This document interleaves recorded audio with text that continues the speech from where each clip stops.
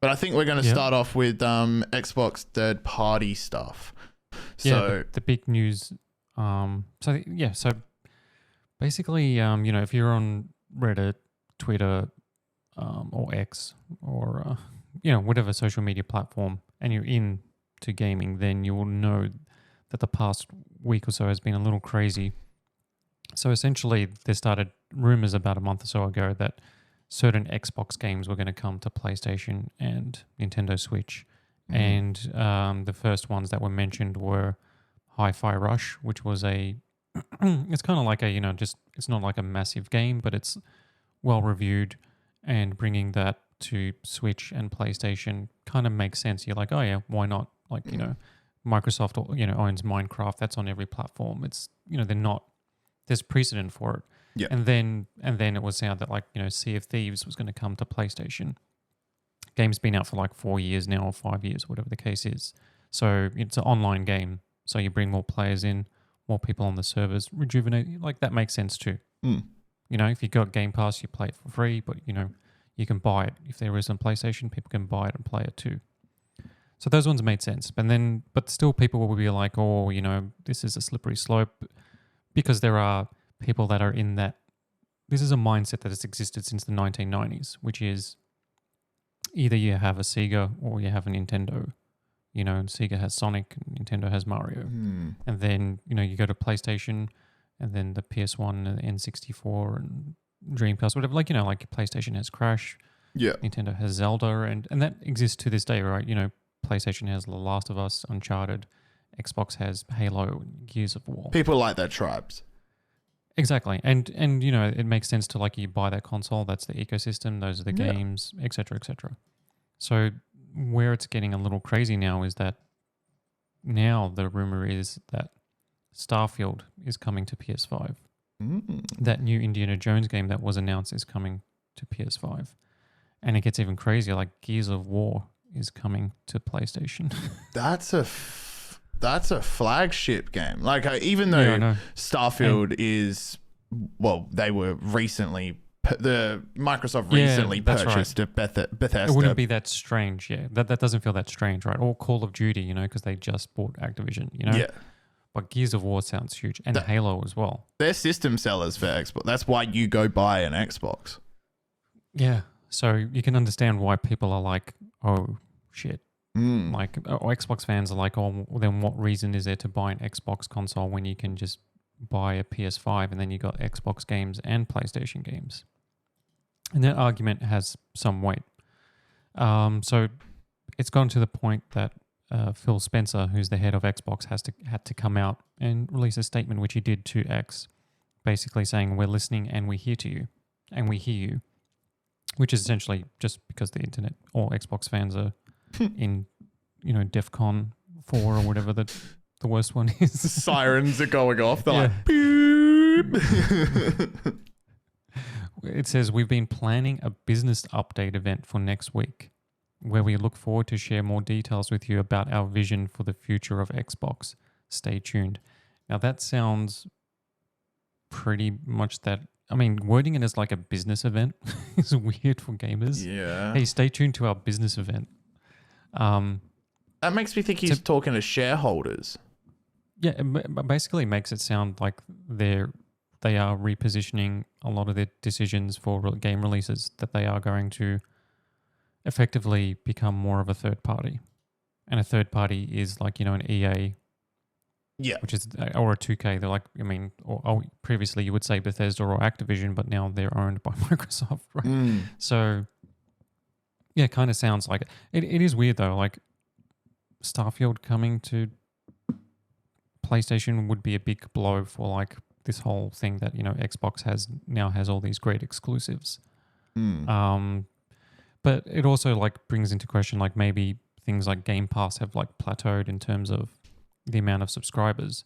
And if you're just releasing games on Game Pass and PC and Xbox and PC, then you're just limiting the amount, like it's like kind of like Netflix, right? Like Netflix has to spend billions of dollars generating new content, or creating new shows, new movies.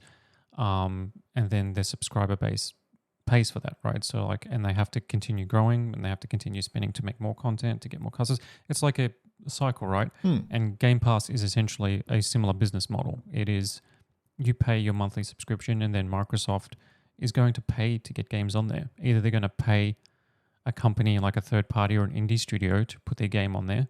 Like, Powerworld is a huge hit. They're getting paid to put that on Game Pass, and it's on Game Pass. But that also means that they've been investing in all these studios. So it's like we're spending $100 million to make whatever it is, Starfield or the Indiana Jones game, and we're putting that on Game Pass on day one. So like, but if subscribers aren't growing at the rate that they're spending to create all these new things, then they have to look for revenue elsewhere. Yeah, okay. And I think this could be just a business decision from my perspective. It's just going to, I think it's just going to make the Xbox brand just a little bit confusing. What do you think? So do you think this is an overall healthy decision? This is a two-part question. Do you think this is a healthy decision for Microsoft? And after whatever your answer is there, do you think this is a healthy decision for the gaming industry as a whole?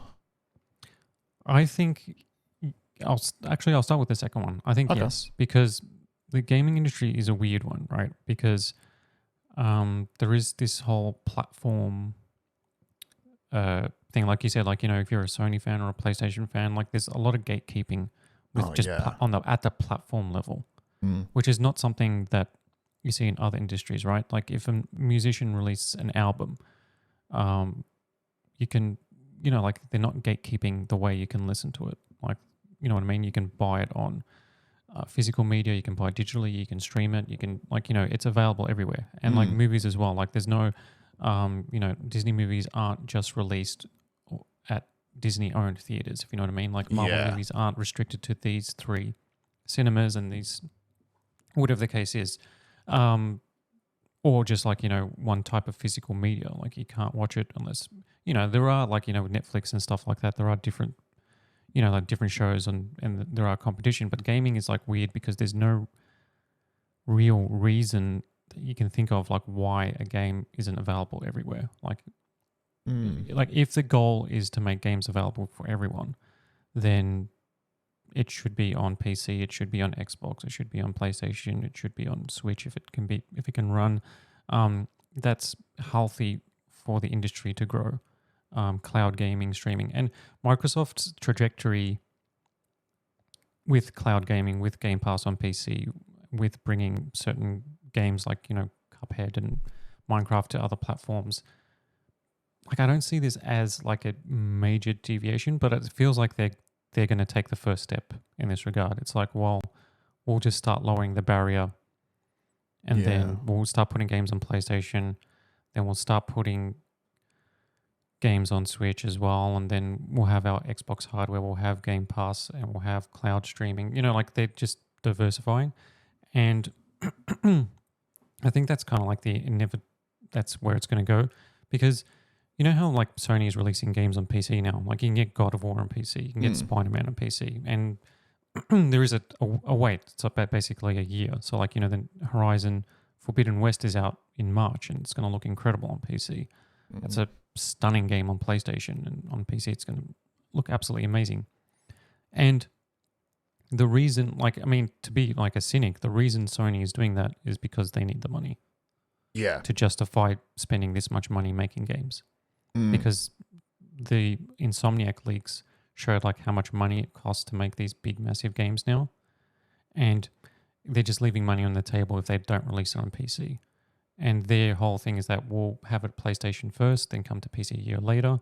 And that's just like a long tail. It's like, well, we make money now and then we make money a year from now. Yeah. And like, I don't think Sony ever going to, I don't see them going, okay, Last of Us is coming to Xbox. It doesn't make sense because the PlayStation brand, like, is associated with these games and their consoles.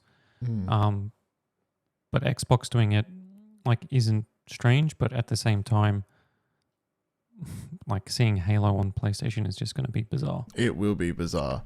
I remember having a conversation with my group of mates right before the it was at the time when we were starting to hear about all the hardware inside of the new these current gen consoles, and how I was explaining how much of a leap these are going to be compared to the previous generation, purely because of the SSD. Like that's more so the reason why. And the whole group was saying that I was wrong in saying that Xbox will win this race eventually. And I was arguing they will because they have surplus cash, Microsoft money.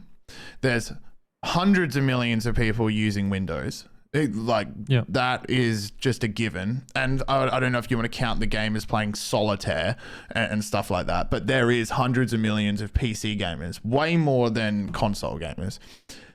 Xbox isn't selling as much as the PlayStation. It's about half.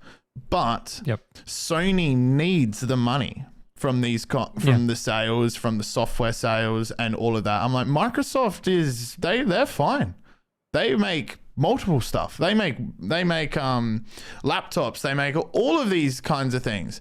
They've got people on Windows. They've got their Xbox.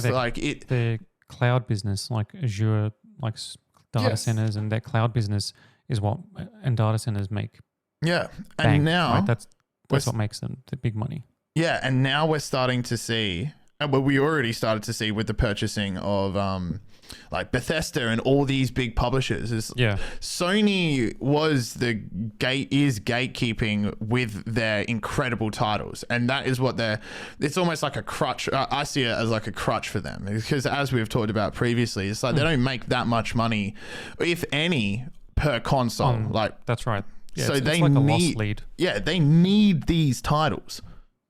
That's right. Like the software makes them money. Like the reason why, like, you know, they raised prices and like then Xbox followed suit, or even like Nintendo did as well. Like in the US, like brand new games were $60, and they were $60 for the last 20 years.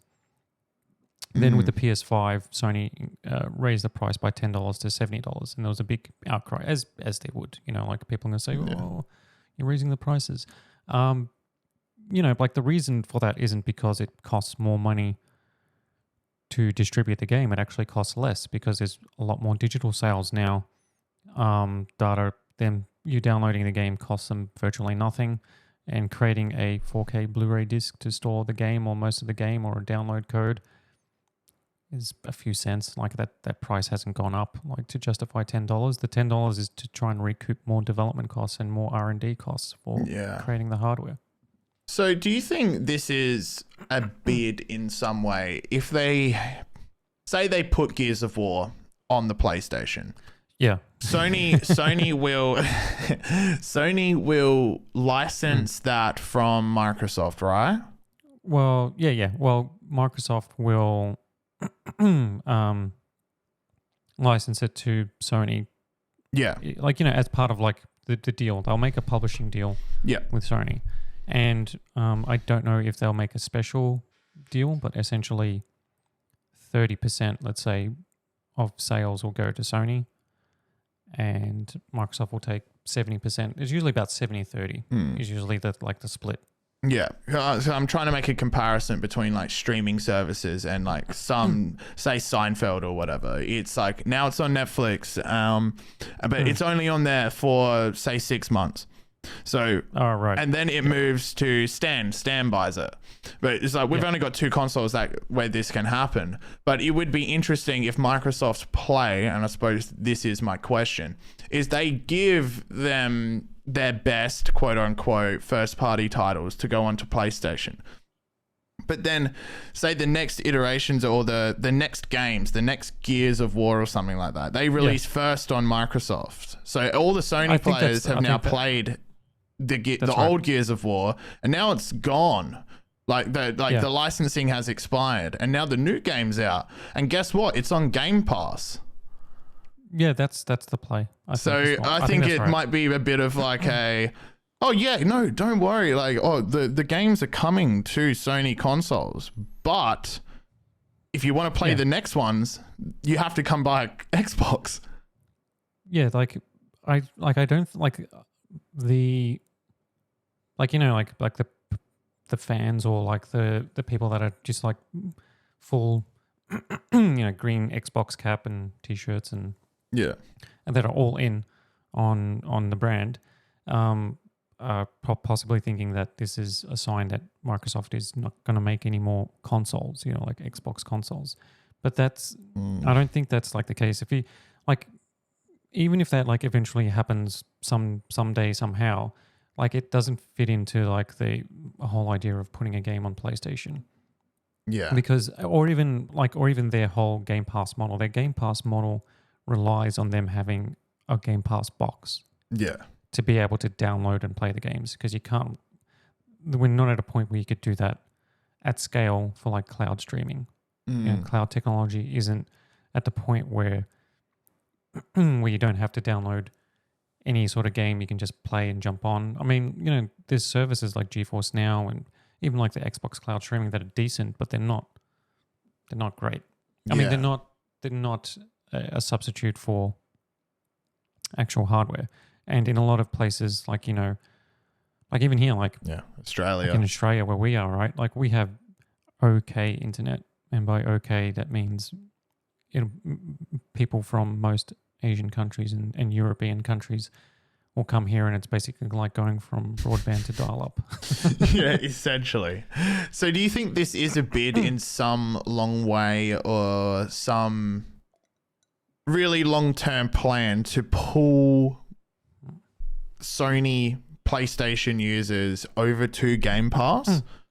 Yeah, I think so. But also to initially recoup costs for development, to actually continue growing financially, because it is this at the end of the day, like this is about money and business, and you don't spend 70 billion on Activision to just tread water, or just to continue just be like we'll just lose money by just making Call of Duty Xbox exclusive or whatever the case is. Like they're not going to leave money on the table. That's what I was trying to think. I'm like, what is there? Because this seems almost too generous in some ways. I'm like, but what is like what's the plan all these here? games, it's a little bit crazy. Yeah, I think like yeah. I mean, we'll find out when next week. I guess we'll maybe leave it at that, and then talk about Phil Spencer's or the big business week or whatever it is next week. We have to tune in for his business meeting. I know that's such a weird thing. Just say that there's an event, bro. Come on. Yeah. Like, do I have to wear a suit to this? What is this? Imagine like like it's just going to be like spreadsheets and charts and people expecting like game trailers and reveals. Yeah, and Phil Spencer's just got like one of the really long rulers that they have in a college class. He's like, look, so here's the plan. Yep.